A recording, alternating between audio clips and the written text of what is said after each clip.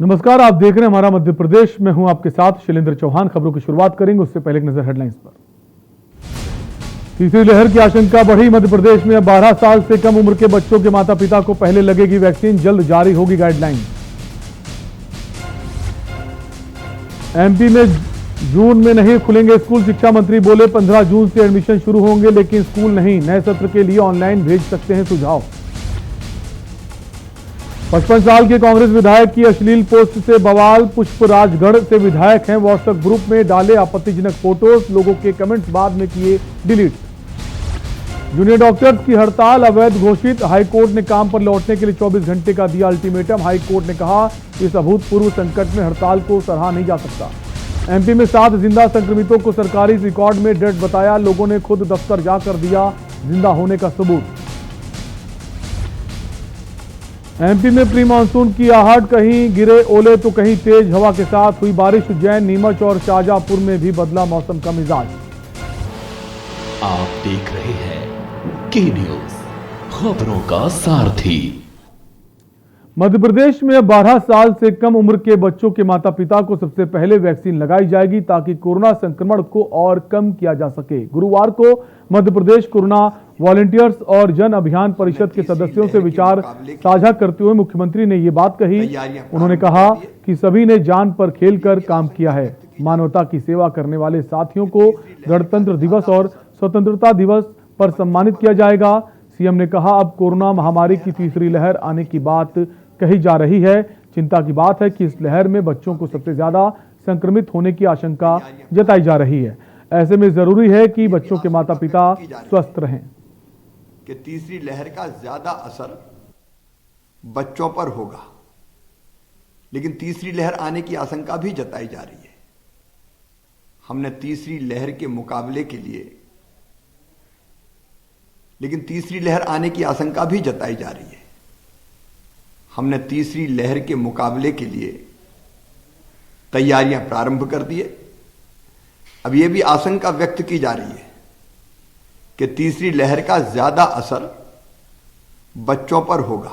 इस आशंका को देखते हुए एक तरफ जहां हमने स्वास्थ्य सेवाओं के सुदृढ़ीकरण का फैसला किया है और विशेषकर बच्चों के लिए अलग अलग स्तरों पर विशेष वार्ड बनाने का फैसला किया है, हमने ये फैसला भी किया है कि जिन माता पिता के बच्चों की उम्र 12 साल से कम है, उनको टीकाकरण में हम प्राथमिकता देंगे। क्योंकि किसी बच्चे को अगर संक्रमण हुआ तो उसके साथ माता या पिता का रहना बहुत आवश्यक है, और इसलिए अगर उनका वैक्सीनेशन हो जाएगा, टीकाकरण हो जाएगा, तो वो संक्रमण से मुक्त रहेंगे। खबर होशंगाबाद से है, जहां सतपुड़ा टाइगर रिजर्व में 3 वर्षीय बाघिन टाइगर को लाया गया, जिसे बाधवगढ़ टाइगर रिजर्व से लाकर सतपुड़ा टाइगर रिजर्व के सघन वन क्षेत्र में छोड़ा गया। बाघिन को लाने में करीब 2 दिन का समय लगा। उसे यहां लाने में वन विभाग के 6 सदस्यीय दल ने अहम भूमिका निभाई।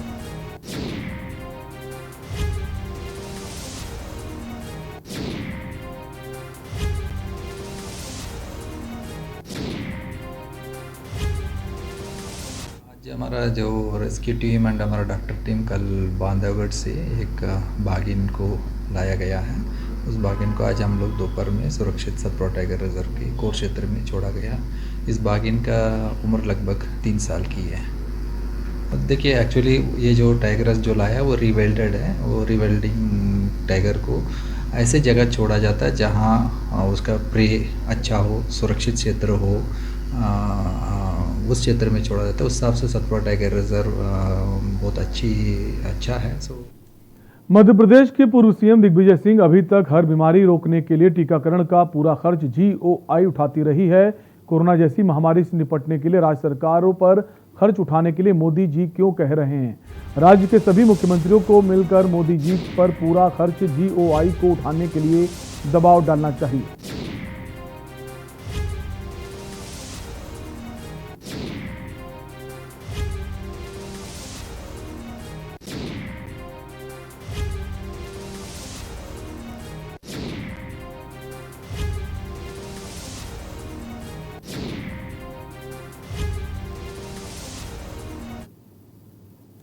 खबर चंदेरी से है, जहां राष्ट्रीय स्वयंसेवक संघ द्वारा रक्तदान शिविर का आयोजन किया गया। वहीं सरस्वती विद्या मंदिर प्रांगण में किया गया यह आयोजन। रक्तदान की शुरुआत सरस्वती माता और भारत माता के चित्र पर माल्यार्पण कर पूजन की गई। नगर एवं ग्रामीण क्षेत्र के स्वयंसेवकों द्वारा कुल 35 यूनिट रक्त का दान किया गया। रक्तदान करते समय सोशल डिस्टेंसिंग का खासा ध्यान रखा गया।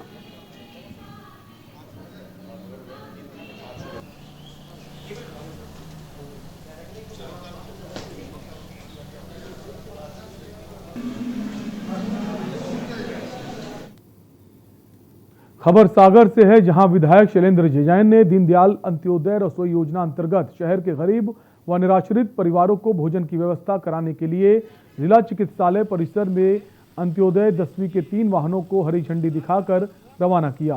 विधायक जैन ने बताया कि वे परिवार या लोग जो निराश्रित और गरीब हैं, उनकी भोजन की कोई व्यवस्था नहीं है। इन वाहनों के माध्यम से हम उन तक भोजन पहुंचाने का कार्य करेंगे।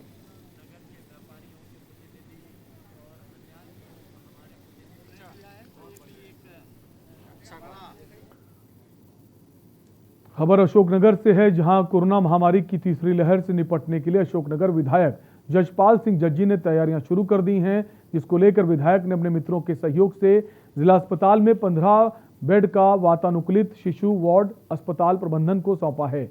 इस दौरान विधायक ने शिशु वार्ड में पूजा अर्चना करते हुए सुंदरकांड का पाठ भी किया।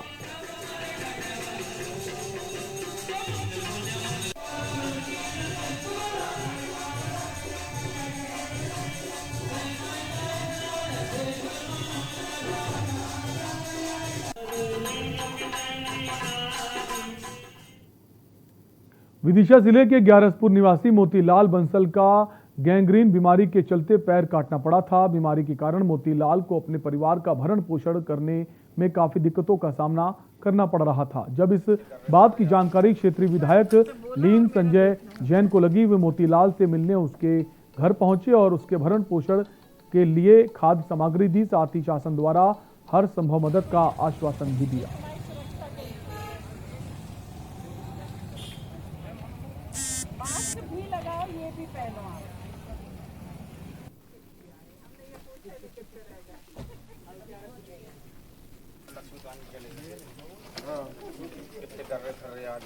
इस बार अपन बोला और मेरा देखना हो गया। दतिया में पूर्व विधायक राजेंद्र भारती के भतीजे मयंक भारती पर पुलिस कार्रवाई का विरोध किया जा रहा है। इस कड़ी में विरोध में सेवड़ा विधायक घनश्याम सिंह के नेतृत्व में पुलिस अधीक्षक कार्यालय में ज्ञापन दिया गया।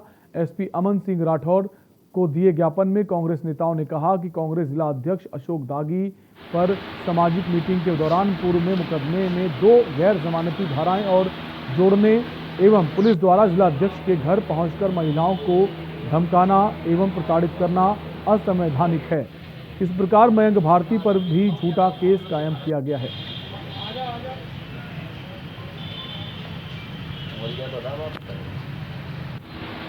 एक तो हमारे जिला कांग्रेस अध्यक्ष अशोक डांगी जी जो हैं का डांगी समाज का कोई मीटिंग हुई थी भोपाल में, उसमें कोई 2 गुटों में थोड़ा वाद विवाद हो गया था।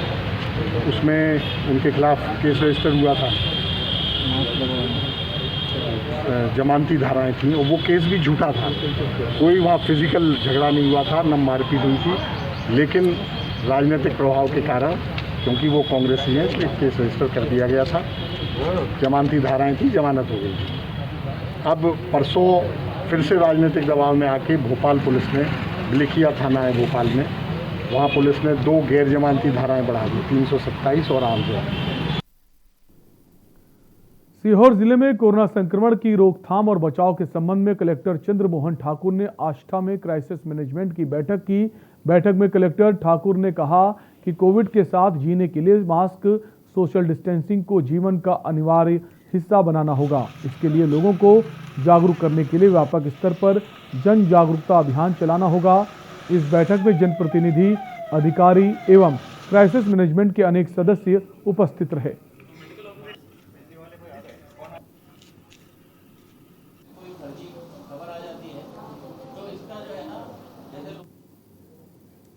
और बुलेटिन में वक्त हो चला एक छोटे से ब्रेक का, जल्द लौटेंगे।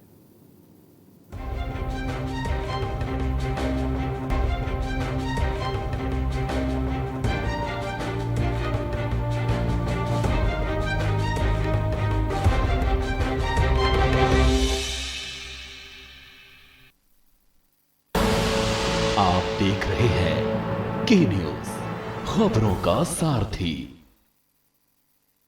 पिटारा वाली मूंग दाल मुझे भी मिलेगी? हाँ हाँ जरूर मिलेगी, लेकिन मुझे क्या मिलेगा? आज स्कूल में ऐसे कंपटीशन था, टॉपिक था your best gift in life. तो क्या लिखा? मॉम लिखा।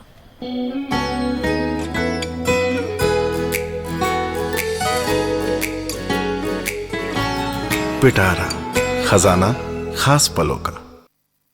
जुबान के लिए उड़ चला गैरों की जमीन पर, खुशबू अपने पन की ढूंढता। दूर कितना भी जा, इस जुबान से दूर ना जा पाओगे। विमल, बोलो जुबान केसरी। आप देख रहे हैं के न्यूज, खबरों का सारथी।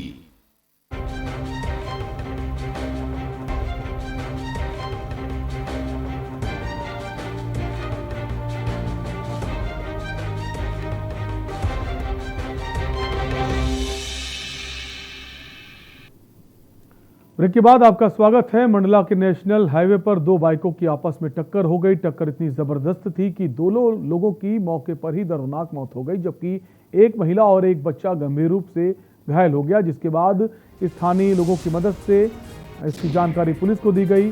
पुलिस ने शव को कब्जे में लेकर पोस्टमार्टम के लिए भेज दिया। वहीं घायलों को CHC बिछिया में भर्ती कराया, जहां उनका इलाज चल रहा है।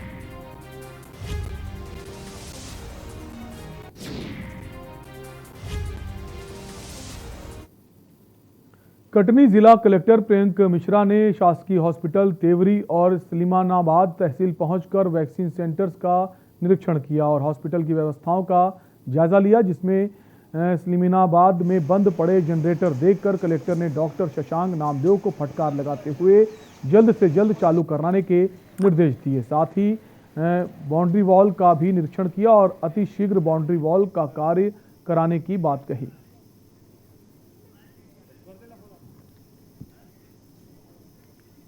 आज का दौरा हालांकि केवल ग्रामीण क्षेत्रों में लॉकडाउन को जो धीमे धीमे इसमें छूट दी गई है उसको देखने के लिए आए थे। सलीमाबाद की स्थिति ठीक है, भीड़ नियंत्रित है, लेकिन बैंक के बाहर और बस स्टेशन के बाहर बताया गया है कि थोड़ी भीड़ बढ़ रही है। वहाँ पे बैरिकेडिंग करना, वॉलंटियर लगाना, इसकी कार्रवाई की जा रही है।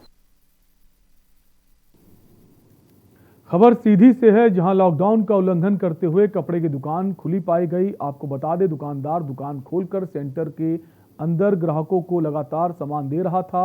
वहीं भ्रमण के दौरान बहरी तहसीलदार आंचल अग्रहरी व नायब तहसीलदार हिमांशु शुक्ला द्वारा अपने ड्राइवर से शटर खुलवाकर प्रमोद गुप्ता को निर्देश दिए गए, जिस पर दुकान संचालक नाराज हो गया और तहसीलदार से अभद्रता करते हुए गाली गलौज करने लगा, जिसकी सूचना तहसीलदार ने बाहरी थाना प्रभारी को दी। मामले की सूचना लगते ही पुलिस मौके पर पहुंची और दुकान संचालक को गिरफ्तार किया गया। पुलिस ने दुकानदार पर विभिन्न धाराओं के तहत मामला दर्ज कर आगे की कार्रवाई शुरू कर दी।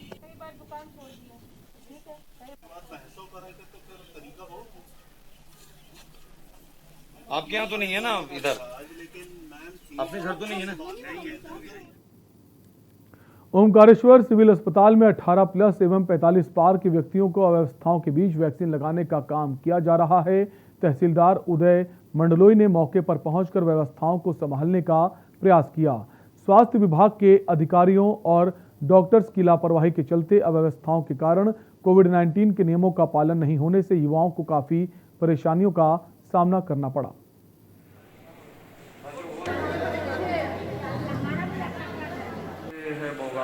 ओमकारेश्वर, इनको पहले प्राथमिकता दी जाएगी।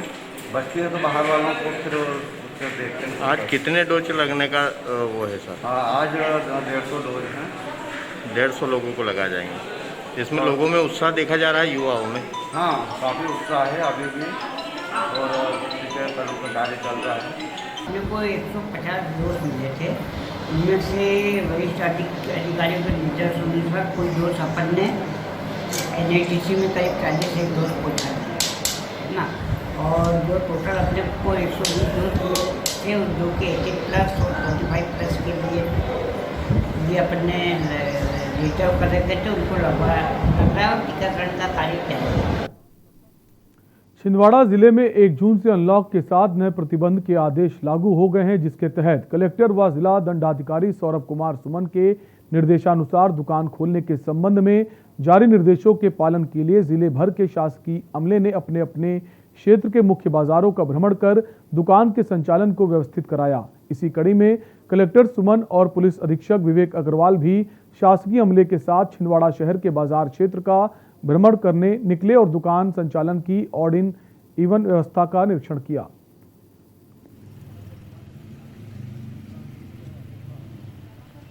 मार्केट में हम लोगों ने घूम के देखा, समूहवेश व्यवस्थाएं ठीक हैं और इवन में प्रशासन को भी आसानी होती है पहचानने में कि एक साथ 2 दुकानें खुली हैं तो कोई एक जो है वो नियम का उल्लंघन कर रहा होगा। आप लोगों के माध्यम से व्यापारी बंधुओं से भी अपील है, ये बहुत ही तात्कालिक व्यवस्था है और अभी प्रयोग के तौर पर देखा जा रहा है।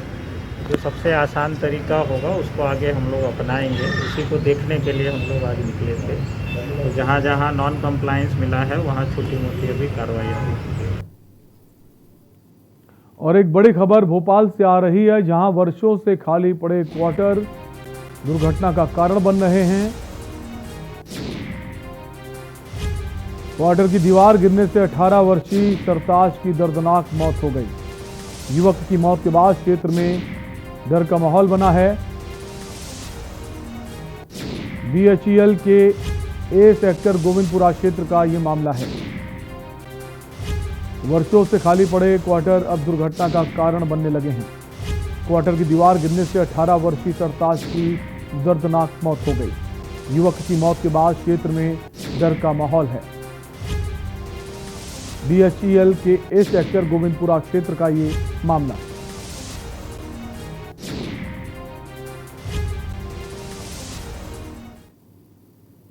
और यहां वक्त है एक और ब्रेक का, फौरन लौटेंगे।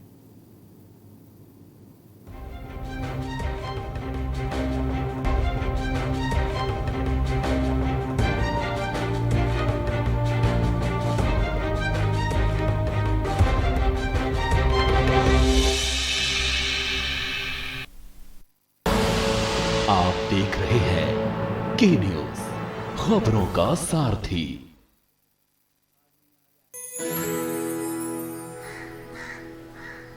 अब हारने के लिए तैयार हो जा चुटकी। ये देख क्वीन मेरी। भाभी देखो ना भैया। अरे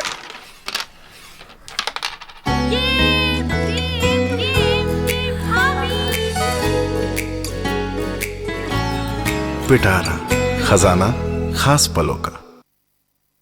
पर ये दिल है कि चख रहा है उन्हीं अल्फाजों का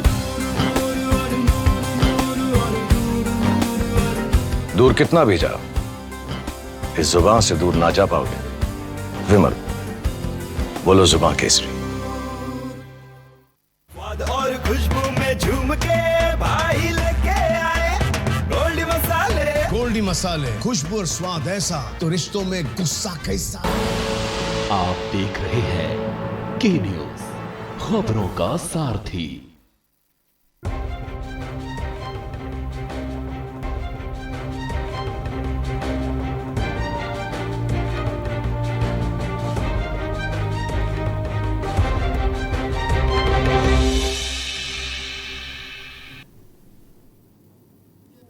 ब्रेक के बाद आपका स्वागत है। खबर भोपाल से है, जहां एक्सप्रेस ट्रेन में सफर के दौरान इंदौर की रहने वाली युवती मुस्कान हाड़ा की गला रेत कर हत्या किए जाने की घटना में पुलिस ने इंदौर रेलवे स्टेशन के वेंडर आरोपी सागर सोनी को भोपाल से गिरफ्तार कर लिया है। आपको बता दें, युवती का शादी के बाद दूसरे युवक से संबंध के चलते हत्या की घटना को अंजाम दिया गया।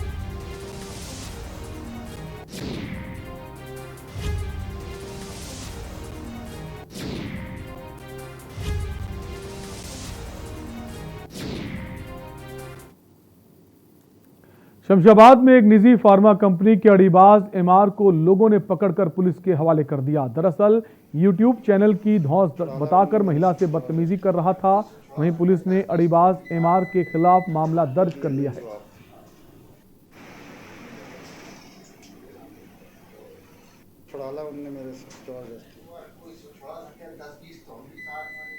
डॉक्टर सतीश हैं, क्लिनिक चला है उनका एक क्लिनिक पे वो मेडिकल व्यवसाय करते हैं। MR है सतीश गुप्ता, आशीष गुप्ता उनके यहाँ पहले कभी दवाई दिया करता था।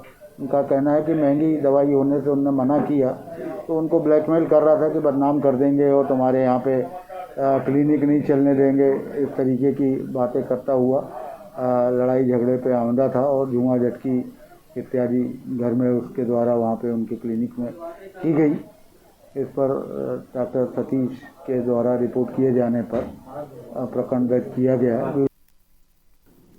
कोरोना संक्रमण से हर कोई परेशान है। ऐसे में कोरोना कर्फ्यू के चलते होटल, लॉज और सभी संसाधन बंद हो चुके हैं और ना ही मरीजों को नागपुर और जबलपुर ले जाने के लिए साधन मिल रहे हैं, जिसको देखते हुए सिवनी कोतवाली थाना प्रभारी महादेव नगोटिया ने मानव सेवा समिति के साथ मिलकर जिला अस्पताल में मरीजों के परिजन व मानसिक रूप से विकसित व्यक्तियों के लिए भोजन की व्यवस्था की। वहीं गरीब और कमजोर वर्ग जिन्हें मरीजों को ले जाने के लिए एम्बुलेंस की सुविधा नहीं हो पा रही है, उनके लिए 2 एम्बुलेंस भी खरीदी गई।